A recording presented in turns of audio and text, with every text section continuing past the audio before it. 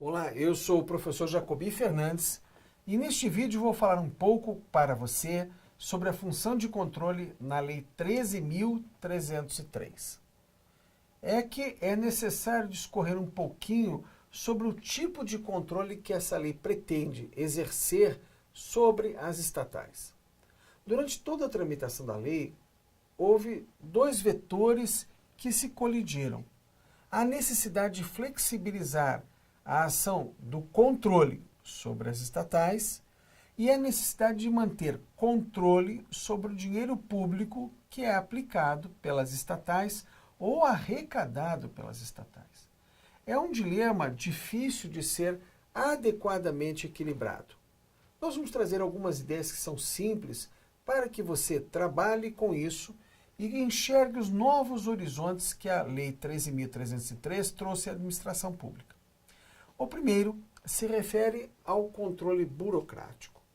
É o controle que, de forma unânime, as pessoas consideram que não pode ser aplicado às estatais, tanto as sociedades de economia mista como as empresas públicas. Elas não podem ter um controle chamado controle burocrático. Eu trouxe um conceito de controle burocrático e vou ler para você agora na tela. Controle burocrático é a administração da coisa pública por funcionário sujeito à hierarquia e regulamentos rígidos e uma rotina inflexível. Veja, por que esse controle não se adapta à administração pública e serve muito bem num posto de saúde público? Ou serve muito bem num serviço de arrecadação de multas? Por quê? No controle burocrático, você tem um servidor sujeito a uma rígida disciplina, ele tem um procedimento e segue isso. Então, essa rotina, o procedimento é rígido, não tem variação. É um servidor público sujeito a um controle burocrático. Não serve isso às estatais, porque as estatais exploram a atividade econômica. Olha só, eu dou um exemplo da Empresa Brasileira de Correios e Telégrafos. Se usava no passado o telegrama, o telefone, o telegrama fonado, o telegrama via Morse. Aí vieram veio a correspondência, o transporte de malotes, transporte de encomendas. E o correio foi ampliando e diversificando suas atividades. Descobriu, depois de algum tempo transportando dinheiro dentro de carta, que existia a possibilidade de se instituir o vale postal. E até criar o banco postal. Então veja, essa dinâmica econômica da necessidade relacionada àquela atividade é que impede o rigor do controle burocrático. Não existe nada previamente definido para uma nova rotina econômica. Analise agora, porém, como a lei veio tratar deste assunto. No passado, já tentaram flexibilizar o uso das regras burocráticas nas empresas estatais. Tentaram isso via lei. Uma lei que não pegou. No Brasil tem isso, tem lei que não pega. Né? Não tem nenhuma explicação jurídica para a lei que não pega. Mas no Brasil tem lei que não pega. E essa foi uma delas. Não pegou a lei que tentou fazer uma adequada flexibilização dessas normas. Eu vou ler o dispositivo para que você compreenda aonde nós estamos chegando agora. Lei 6223, de 14 de julho de 1975. Curiosamente, a data da queda da Bastilha. E, portanto, um símbolo de liberdade. Artigo 7º.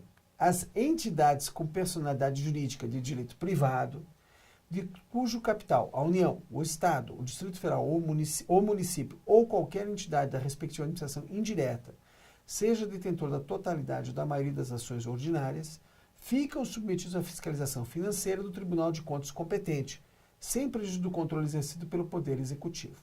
Então, a regra aqui é que o Tribunal de Contas fiscaliza essas entidades. Mas olha só o parágrafo 1º. A fiscalização prevista neste artigo respeitará as peculiaridades de funcionamento da entidade, limitando-se a verificar a exatidão das contas e a legitimidade dos atos, e levará em conta os seus objetivos, natureza empresarial e operação, segundo os métodos do setor privado da economia.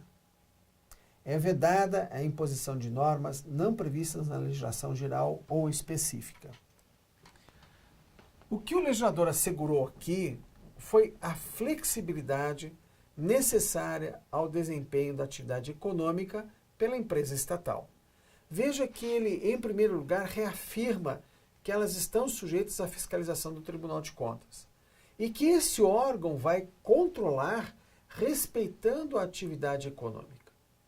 Infelizmente, o país não assistiu a esse parâmetro e, por volta e meia, vem o controle burocrático igualzinho da administração direta, pretendendo o preenchimento de grandes formulários, além da prestação de contas. Veja que o parágrafo 2º veda que se imponha a essas empresas novas rotinas de controle. O que acontece? Em várias estatais, nós temos segmentos que se preocupam apenas com os órgãos de controle e preencher formulários exigidos pelos órgãos de controle e informações exigidas pelos órgãos de controle. Controle eficiente, eu me reporto com frequência ao modelo que eu acredito. É o controle do SINDACTA. Ele vê onde o avião está passando, ele pode direcionar a altura do avião para evitar rotas de colisão, mas o piloto não trabalha para o SINDACTA. Nem tem alguém do SINDACTA na cabine do piloto. Esse é o exato limite da eficiência de um bom controle. Lembre-se que todas as vezes que o Tribunal de Contas pede informações por escrito, ele estará sujeito, inclusive, à interpretação dos fatos por aquele que presta a informação. Por isso, informação transcrita ou exigida do controlado nunca é uma boa informação.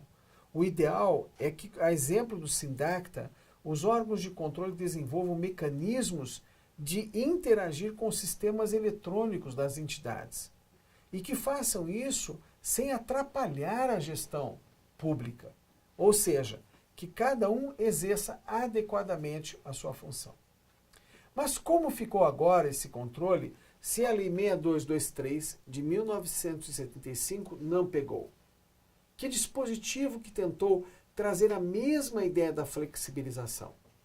Foi o artigo 90 da Lei de Responsabilidade das Estatais, da Lei 13.303. Acompanhe comigo a leitura agora na tela.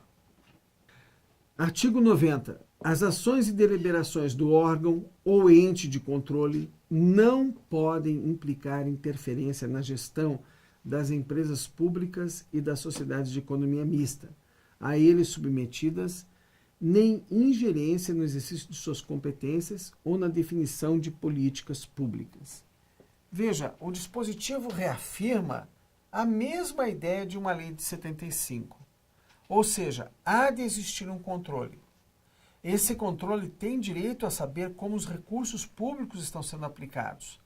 Mas não é possível que se imponha o controle burocrático nas empresas estatais, nem que se interfira na gestão ou faça uma empresa estatal ficar trabalhando para o seu controlador.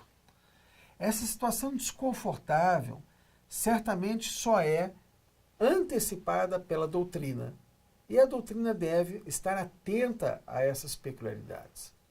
Num próximo vídeo, nós vamos tratar sobre canal de denúncia nas estatais. Em vídeo já produzido, nós tratamos de ética e moralidade na Lei 13.303. Continue acompanhando o nosso trabalho, curtindo este vídeo, compartilhando com seus amigos e enviando para nós perguntas sobre esses temas. Até o nosso próximo encontro.